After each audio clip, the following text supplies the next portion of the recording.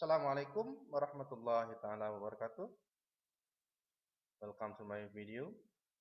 In this video, we are going to learn about how to express, how to tell our daily activity.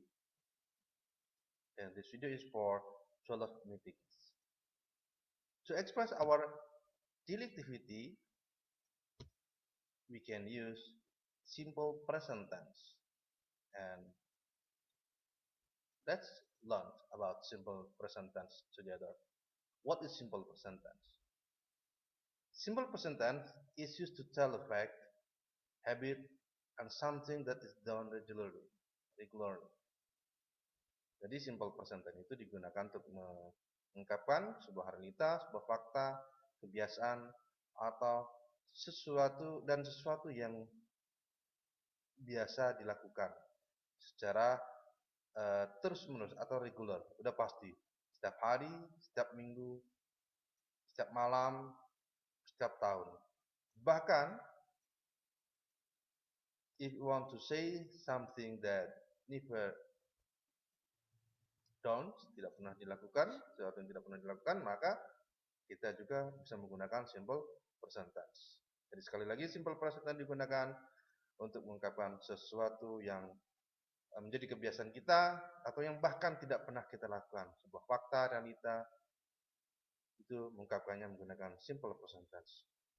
And also, if you want to express your everyday life, you can use simple present tense. And have a look the formula of simple present tense. Kita lihat rumusnya. The formula of simple present tense, if the positive statement, the formula is subject plus verb 1. If the subject I, you, they, and we, or we. And if the subject she, he, it, so the formula is subject verb 1 plus s or ts. Jadi ada bedanya. Jika subjeknya I, you, they, we, maka setelah verb tidak ditambahkan s atau is. Tapi jika subjeknya she, he, it, maka setelah verbnya ditambah s atau is. And then the negative sentence, the negative statement of simple present tense, formulanya atau rumusnya adalah subject plus do not plus verb 1. If the subject are you, they, we. And if the subject she, he, it, the formula is subject plus does not plus verb 1. Perhatikan perbedaannya. Perbedaannya di sini di kalimat di do dan does. Nah, perbedaannya ya di sini. Jika subjeknya are you, they, we, maka menggunakan do not. Jika subjeknya she, he, it, maka menggunakan does not. Auxiliary verbnya, kata kerja bantunya menggunakan does not. Dan kita lihat yang interrogative. Have look the interrogative statement. In interrogative statement, jika subjeknya are you, they, we, maka kata kerja bantunya menggunakan do. Dan do ada di awal, ada sebelum subjek. Jadi susunnya adalah do subject also verb 1. And don't forget to put the mark question. Jangan lupa untuk meletakkan juga mark question tandanya. Dan jika subjeknya she, he, it is the subject she, he, it, maka kata kerja bantunya menggunakan does. Does ada di depan. Does subject, kemudian setelah itu baru verb 1 dan tanda tanya. Jangan lupa tanda tanya. Have a look the example. Kita lihat contohnya. Have a look the example. Contoh yang pertama. I love you. Saya mencintai kamu. They love me. Mereka mencintai saya. She loves you. Nah, sini subjeknya bukan she. Maka kata kerja ini tambah s. She loves you. Dia mencintai kamu. Beda dengan di atas. Karena subjeknya I, they, maka katanya tidak ditambah s atau is. Karena subjeknya I, maka tidak setelah kata kerja pertama tidak ditambahkan s atau is. Tapi jika subjeknya she atau he atau it, maka setelah kata kerja ditambah s atau es. Have look. This one is the next example. This one is for negative statement. The example of negative statement. I do not love you. I don't atau I don't love you. Saya tidak mencintaimu. They, and then seconds, they don't love me. Mereka tidak mencintai saya. And also she. Have a look. The subject she.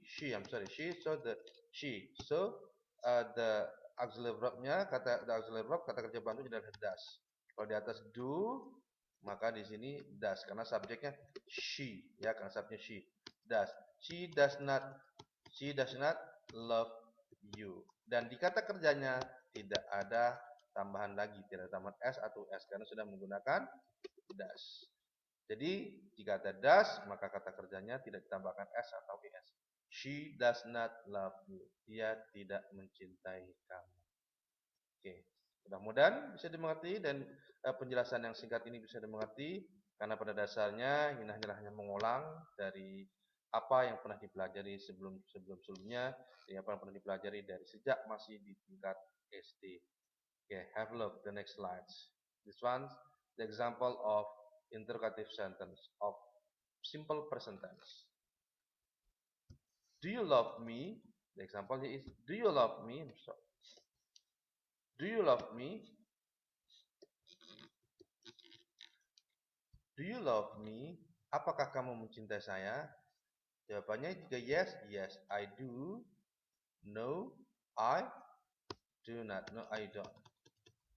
No, I don't. Does she love me? Nah, perhatikan di sini menggunakan dash.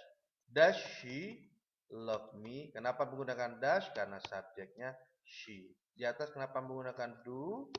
Karena subjeknya adalah you. Jika subjeknya Ayu Dewi, maka kata kerja bantunya menggunakan do. Jika subjeknya she, he, it, maka kata kerja bantunya menggunakan does. Baik dalam bentuk interrogatif maupun bentuk negatifnya. Does she love me? Apakah dia mencintai saya? The answer is yes. Yes. Yes, she does. No, she does not. Ya. Nah, ini adalah yes she does, no she does not. Ini adalah jawaban short answer. Jawaban panjangnya adalah kalau semua jawaban panjang begini. Misalnya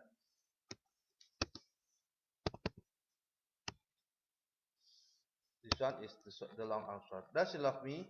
Yes, she loves me. Yes, she loves me. Yang bawah semuanya answernya no, she does not love me. She does not love me.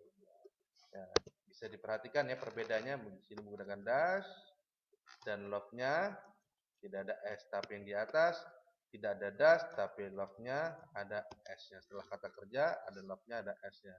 Setelah kata kerja ada love, maka ada s-nya. She loves me. Kenapa? Karena ini menggunakan kalimat simple present tense yang positif. Nah, di bawah ini kalimat simple present tense yang negatif. Sudah ada does, maka kata kerjanya tidak perlu tambahkan s atau s lagi.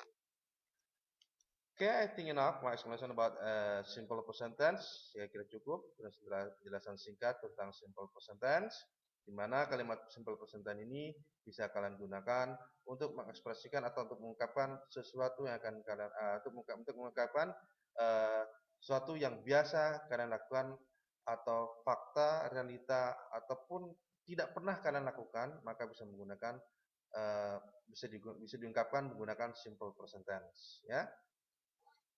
And have look the last slide. This one is the last slide is task. Your task is make group, then discuss the topic about everyday life. Record your discussion, then upload to your YouTube channel, and then copy and paste the link into my web.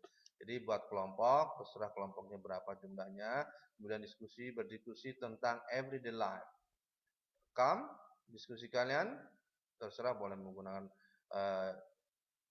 apa saja ya, boleh menggunakan Google Meet, Zoom, atau WA, handphone, terserah kalian. Yang penting ada buktinya rekaman, video rekaman. Kemudian upload video rekaman kalian ke channel kalian, YouTube channel kalian. Ingat, bukan di Google Drive, ya, tapi YouTube channel kalian. Dan copy and paste link, dan copy link, kemudian paste ke kolom tugas di MyBus. Dan untuk sebagai panduan dalam diskusi kalian bisa gunakan pertanyaan-pertanyaan yang ada di bawah ini berikut ini. Ini ada pertanyaan, ada 10 pertanyaan. Who is the most interesting person you ever met? Where in the world would you must like to visit? Visit ya, ini kurang. Oke. Nah, 10 pertanyaan ini bisa kalian gunakan untuk bahan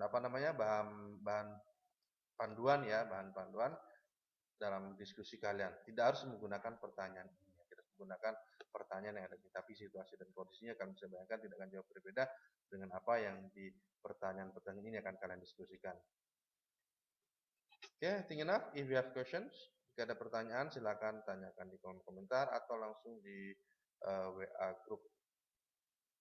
See you for coming. See you for thank you for attention and thank you for watching my video. Don't forget to subscribe and see you next meeting. Bye bye. Assalamualaikum warahmatullahi wabarakatuh.